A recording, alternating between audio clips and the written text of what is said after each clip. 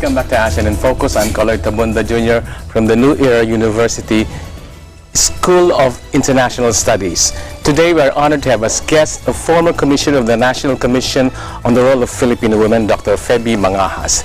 Dr. Mangahas was also a member of the Board of Commissioners of the National Historical Commission, NHCP, and she headed the Cultural Center of the Philippines Women's Program.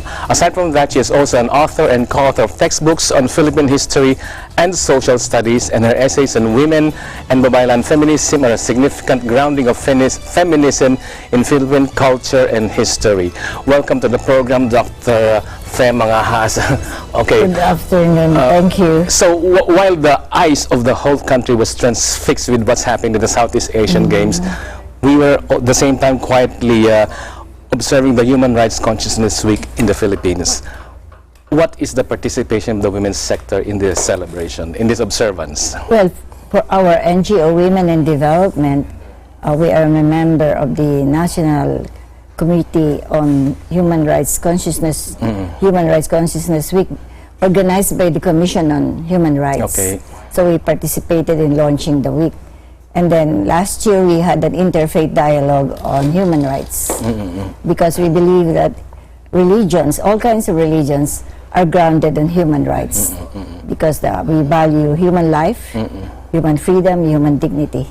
So specifically, what was your participation in all the activities surrounding the Human Rights Consciousness Week? By the Commission on Human Rights? Yes. We have had meetings to prepare the interagency, to help one another, the different government agencies. We had the military there, the academe, we had social NGOs and social services groups, and we tried to update each other on the progress of our work with regards to human rights. Okay, the Philippines is one of the leading countries in the world when it comes to gender equality, which is quite strange considering that we are in Asia and we have problems on gender development, gender equality among our neighbors. So how do you explain that? Probably it's not just geography, but the gender identity itself is a problem worldwide. And maybe it is really strange that the Philippines is somewhat ahead of the other. We call that strange, no? Parang it is strange because most of our countries surrounding us really have problems with women's rights, but not the Philippines, because we have a long tradition of women in our prehistoric times, during prehistoric times, which is not common in our Philippine history, by the way. Which is not written actually, it's not well written, not well read. Yeah, when we write Philippine history, we sort of begin already with the colonial period, so you sort of downplay the prehistoric times. But in pre-Spanish, the pre-colonial, pre-colonial periods, we had four leaders of authority: the Panday, the Datu, the Bagani, and the Babaylan. Okay. So the Babaylan, the Datu is the political leader. Yes. The Panday is the technician.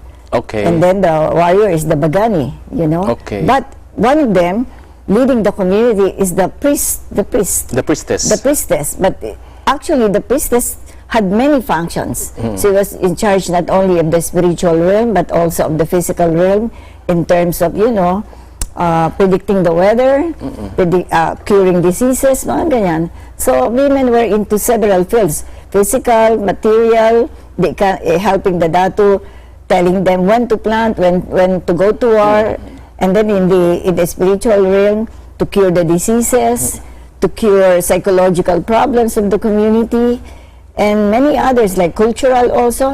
They were the epic chanters. They knew the history and the memory of the tribe or of the group. So the Babaylan, most of them were women. Okay. Although there could be men, but the standard was set by women. How do you explain that? Say, you mean to say we don't have really a macho culture in the Philippines? No, because I think we live in a very tropical region. Okay. And our land was blessed with so rich natural resources and rich soil that, production was not labor intensive. We did not need the men to bring home the bacon. The brute strength of men. Yes. And the men and women could work together in the field. In the fields, okay. Yeah, and it was so abundant, it's so fertile. So there was really communal work even at the beginning. So we did not value people because they were men and they were women, or women were put down. No, not at all, because they were just equally productive. That's a very good explanation, actually. That's the first time I've heard that. Because I've always asked my questions, why is it like this here in the Philippines? There's no much issue regarding gender equality. How about, can you explain India? India, I think the regions are so vast and so varied. So maybe also they were populated by different world religions. There were so many. And they developed right away the dynastic system, you know, the imperial system, where women could not really do that because you give birth, you know, and the men were really the warriors in their society.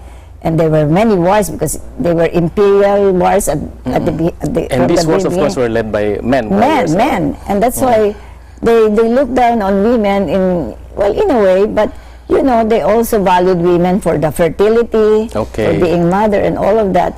But generally, really, women have more problems in countries like that, where you have dynastic and imperial systems of government. So the leadership was actually left for the men. Yes.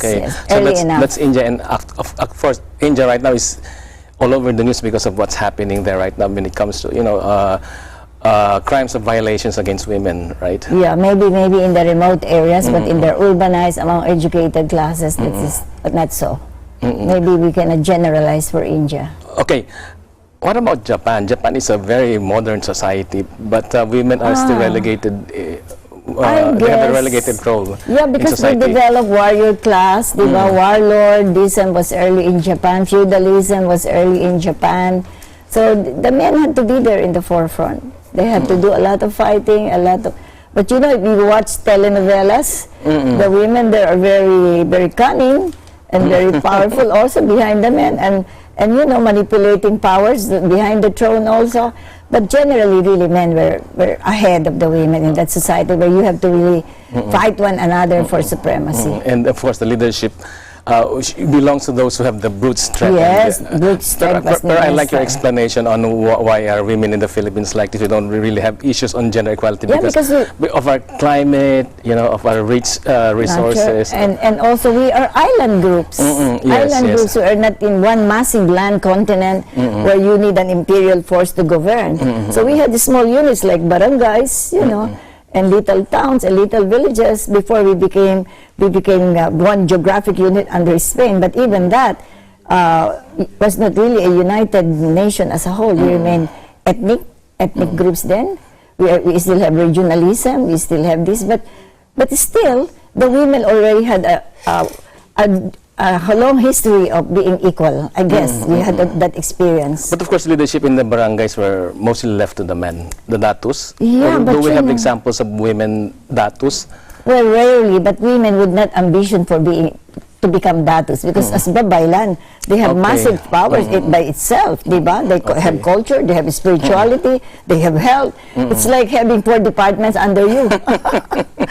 So women really played important roles in those early communities. And they were engaged in parang panghuhula. Yeah, they can predict the future. To win this war or what? Okay. So the women really were not on the sideline. They were participatory right away. Okay, and that's very good for culture. So how is it now in the Philippines, modern Philippines? How are women's rights here now in the Philippines? You know, it can be traced also to the process of colonization. When Spain came here, they brought their patriarchal system. Okay. Their economic system, political system, and even their gender system was brought here. So we went through that. Well, the Americans introduced something more democratic than that, but still, patriarchy as a whole was already strengthened by colonialism, and also by the men who enjoyed the privilege. Because when the colonizers came, the first to be co-opted were the men because they had positions. They can easily enter the colonial system and become gobernadors, or become mayors, or become cabezas de barangays.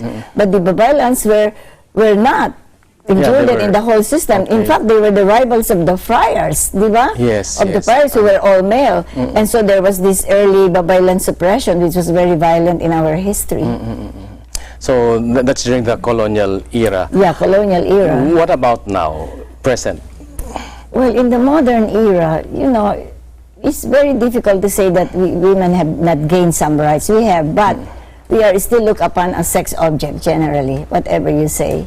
Okay. Yeah, You're the one saying that. in films and entertainment, especially, you see sexism everywhere. Diba? You have to dress like this, you have to act like this, and play these roles, passive, lovesick, ganyan. Because, you know, the commercial nature of entertainment especially, and even in society generally, it is imbibed by everybody that, you know, women, because you give birth, you have to stay home longer, you have to take care of the children, and the men cannot do that. But with OFW, not overseas work, women. There is no switching, more switching of roles. And in the whole, since we're still one of the leading countries in the world when it comes to gender equality, women's issues and rights in the Philippines, medyo rosy yung picture natin. Okay, what's the full length of this interview with Dr. Mangahas in National Focus Weekend Edition? Meantime, thank you very much, Dr. Mangahas, for guesting on our show. Thank you. That's all.